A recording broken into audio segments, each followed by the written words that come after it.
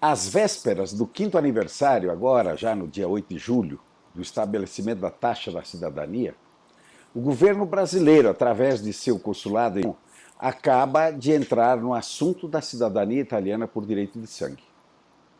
Ele editou uma cartilha e diz que fez isso devido às recorrentes denúncias e solicitações de assistência por parte de brasileiros prejudicados por agentes mal intencionados que se apresentam como facilitadores do reconhecimento da cidadania italiana.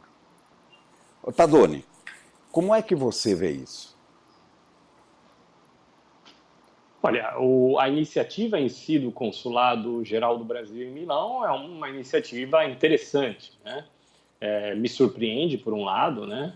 Porque, de certa forma, é um governo estrangeiro que faz considerações sobre um procedimento administrativo de outro país, ou seja, o Brasil fazendo considerações sobre um procedimento administrativo italiano, mas é interessante porque faz um alerta aos ítalo-brasileiros que pretendem ter a cidadania reconhecida para evitar certos comportamentos e certas escolhas que são, de fato, muito temerárias, ou seja, perigosas, né?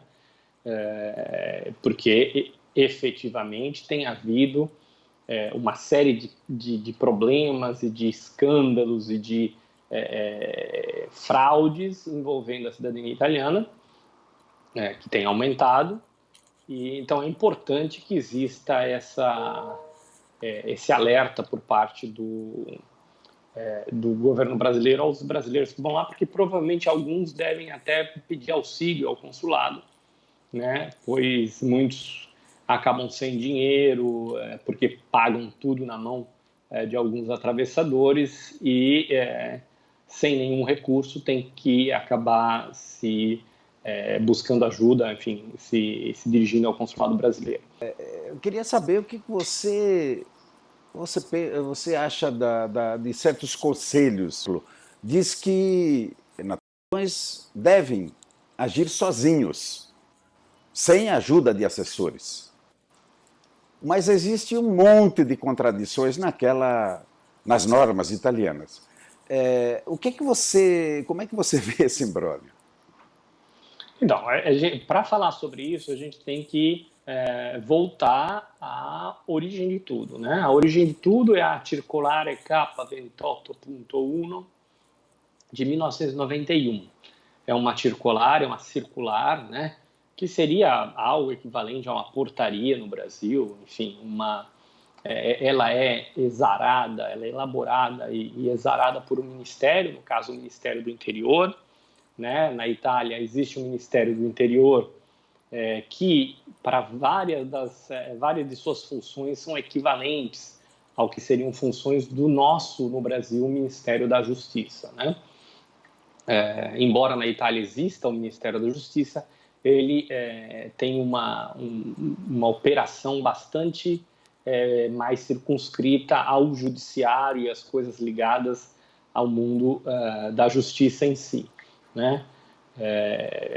Essa parte mais prática da vida cotidiana, da segurança, da burocracia estatal é cuidada pelo Ministério do Interior, o Ministério do Interno. Então a gente tem que voltar para essa circular K28 e pensar que essa circular ela é anterior à própria lei atual da cidadania. A lei que rege a cidadania atualmente é de 1992, ou seja, a circular é anterior a ela. Essa circular foi elaborada por um outro momento, por um fenômeno bastante específico, né? Que naquele momento era uma crise que havia na Argentina, que afetou a Argentina ali por volta de 1989, 1990, em que muitos cidadãos argentinos foram para a Itália, descendentes, filhos, netos de italianos, e se encontravam ali num limbo, né? Com relação à questão da cidadania. Como a Itália iria expulsar cidadãos do seu território, sendo que, por lei, pela lei italiana, essas pessoas são cidadãos italianos, desde o nascimento. porque o acertamento, ou seja, a verificação administrativa é uma coisa, o ser é outra. As pessoas que têm direito à cidadania são italianos de sangue, desde que nasceram. Né? A burocracia do acertamento, da verificação, é uma outra questão. Então, havia esse limbo, porque fazer a cidadania na Itália, ou seja, ter a cidadania reconhecida na Itália, foi algo que sempre existiu. Só que só pessoas que já tinham visto por outros motivos, por motivos familiares, por motivos de estudo, por motivos de trabalho, é que poderiam apresentar o pedido na Itália. Se criou a Circolare Capaventotto porque uma quantidade considerável de pessoas chegaram à Itália sem a intenção de voltar e eram cidadãos italianos dalla nascita. Então, essa situação tinha que ser, de alguma forma, tratada, e foi com essa circular, que é uma circular extremamente sintética, que trata as coisas de uma forma muito simplória, né? E, passado todos esses anos, ou seja, nós estamos aí com 28 anos, se eu não 28? Agora perdi a conta matemática da coisa. Mas, se eu não me engano, são 28 anos dessa... hoje em dia, ela não tem a menor razão de continuar a reger toda essa possibilidade, essa estrutura, por uma circular completamente inadequada para o momento que a gente vive.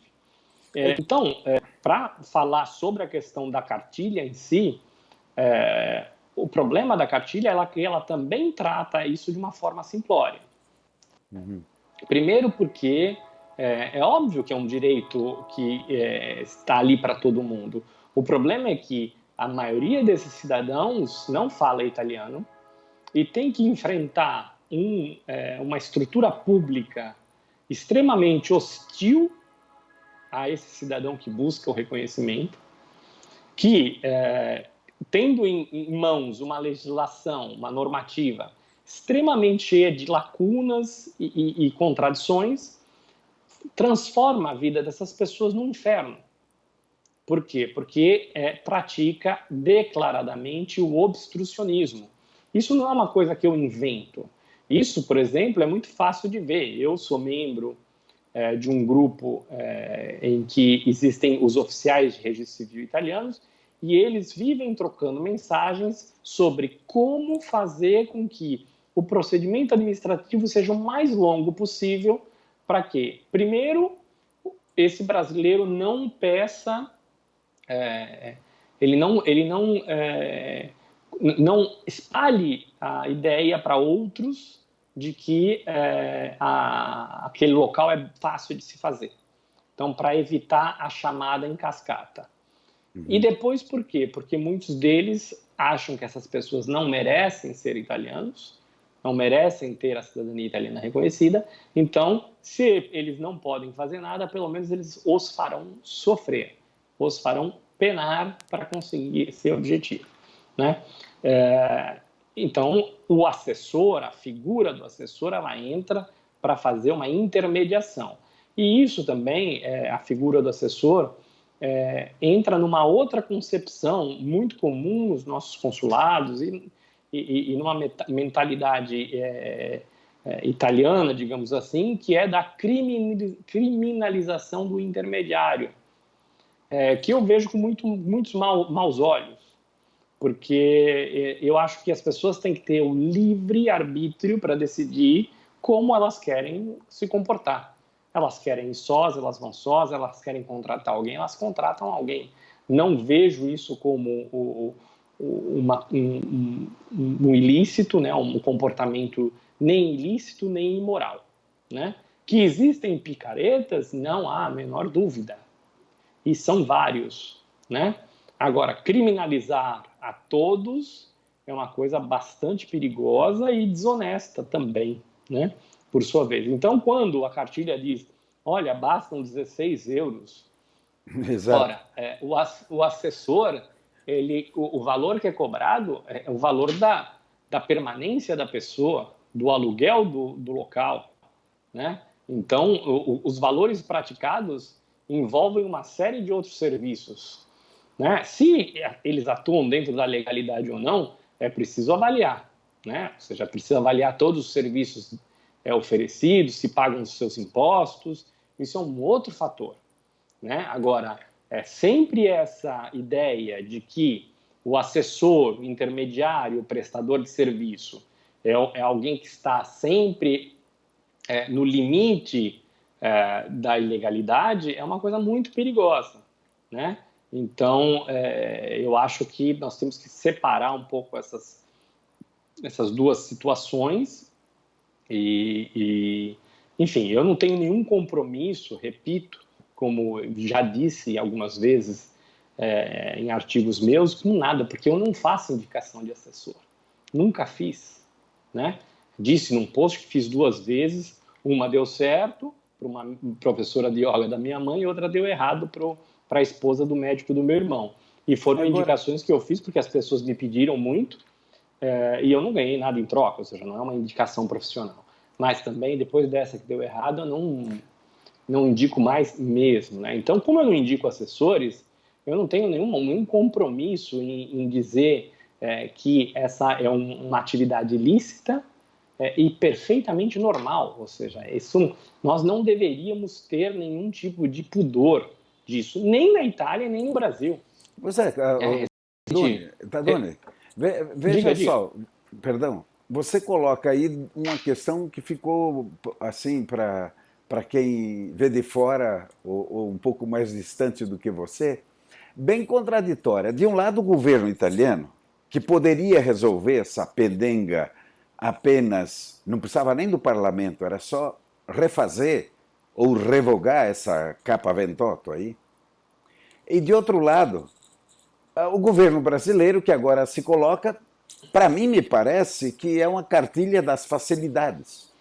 Quer dizer, quando diz que custa só 16 euros, isso é, 60 reais de selo, é o preço de um sanduíche, né? Tudo bem. Sim, isso como é que a pessoa fica 3 meses na Itália? Ela fica com 16 euros, ela fica onde? Na Caritas? Pois não, ela paga algum local para morar. Quando nós temos aqui nos consulados, que é a origem da coisa, uma cobrança de 300 euros para fazer essa cidadania. Quer dizer, como é que nós vamos tentar resolver essa questão, Tadeu? Olha, nosso papo poderia ser de horas, né? Por exemplo, o consulado de Porto Alegre, recentemente, com o novo cônsul, colocou um aviso e, pelo que sei, né, meio que proibiu a ação dos despachantes, né? Uhum. Porque, óbvio, quando o consulado lidar só diretamente com o cidadão, ele consegue impor certas regras de obstrucionismo de uma forma muito mais fácil, né?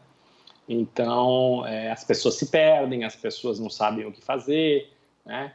Então, quando você não tem aquele profissional que está acostumado a saber como é que as coisas de fato são, é muito mais fácil criar problemas, né? Então, por exemplo, veja, né? Está pipocando isso justamente agora, nós estamos falando aqui no dia 2 de julho de 2019, que a embaixada em Brasília começou a convocar as pessoas em massa, né? A lista de espera de Brasília, nunca divulgada, desconhecida, não se sabe o tamanho, não se sabe nada, mas sabe-se que começaram a convocar pessoas em massa.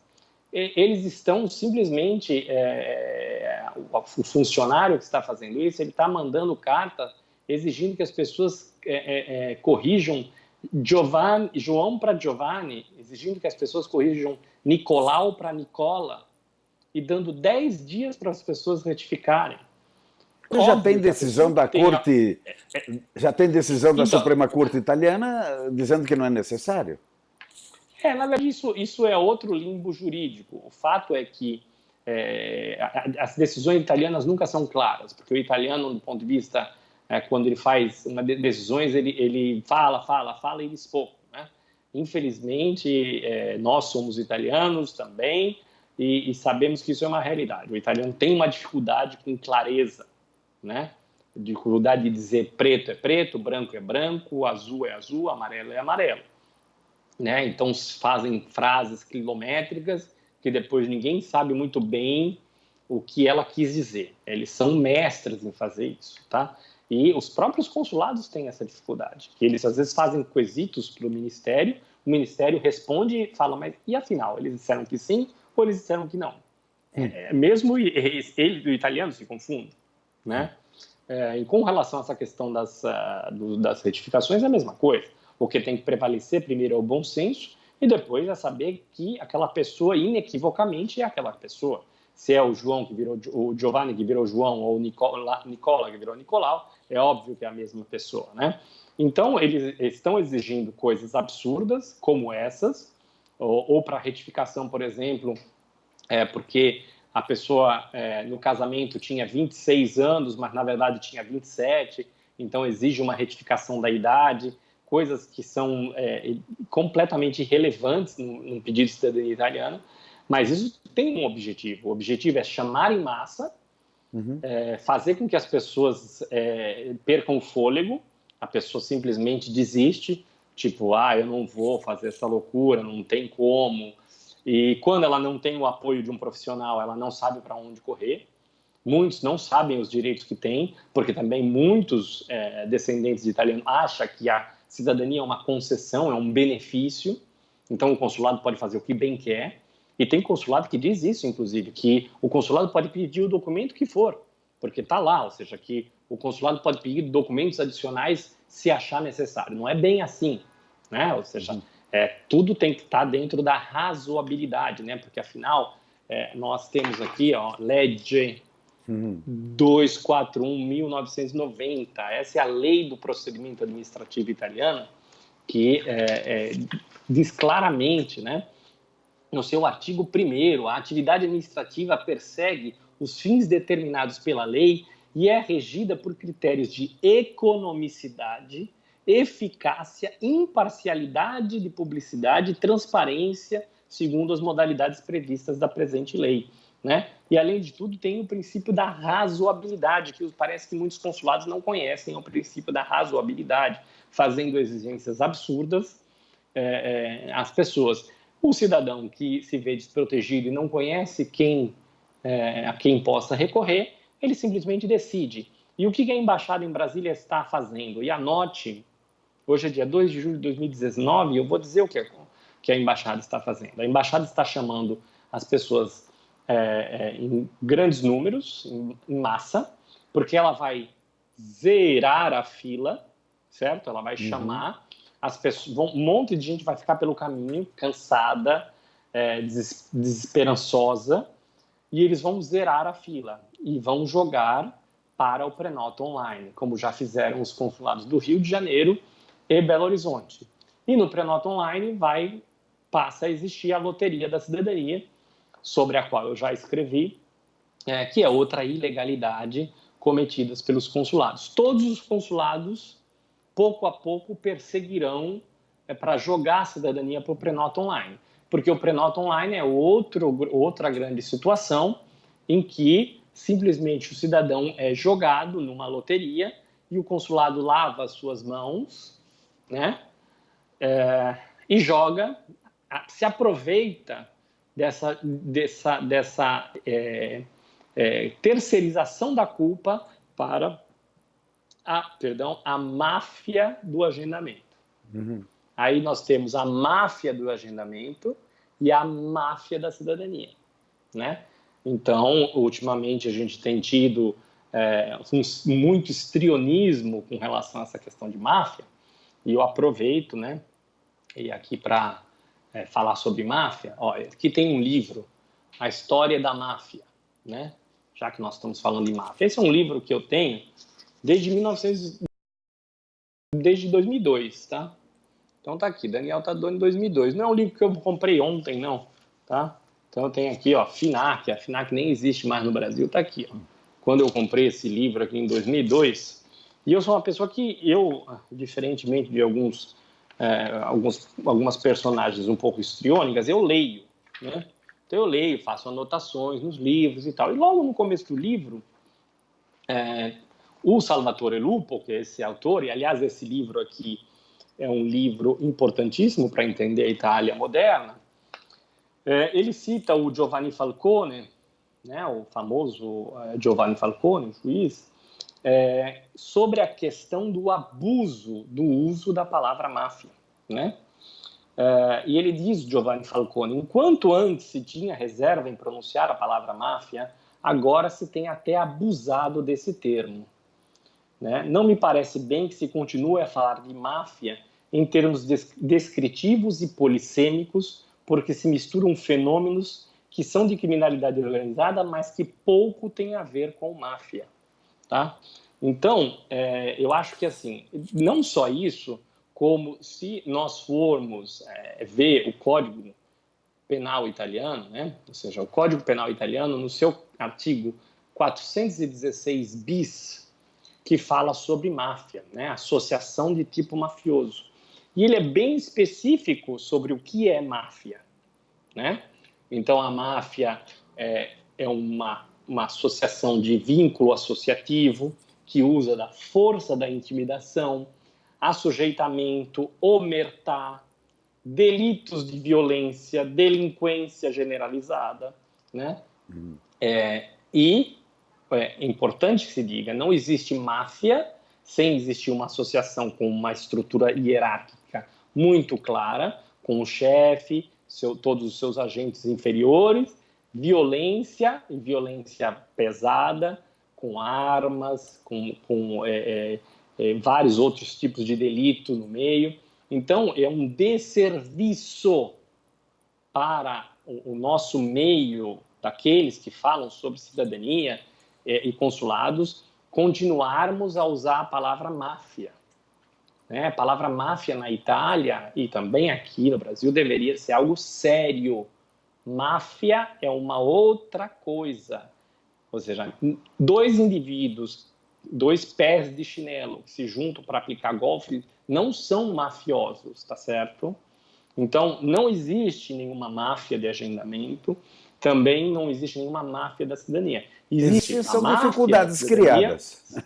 Existe, objetivamente, existem as dificuldades criadas, né? Que obriga as pessoas que, exato, as pessoas se veem obrigadas a ir para a Itália em situações de total aventura, o que é uma lástima, porque não deveria ser assim. Ou seja, um consulado que recebe 1 milhão de euros vai me dizer que não pode fazer nada com relação à cidadania? O problema é que não existe a menor vontade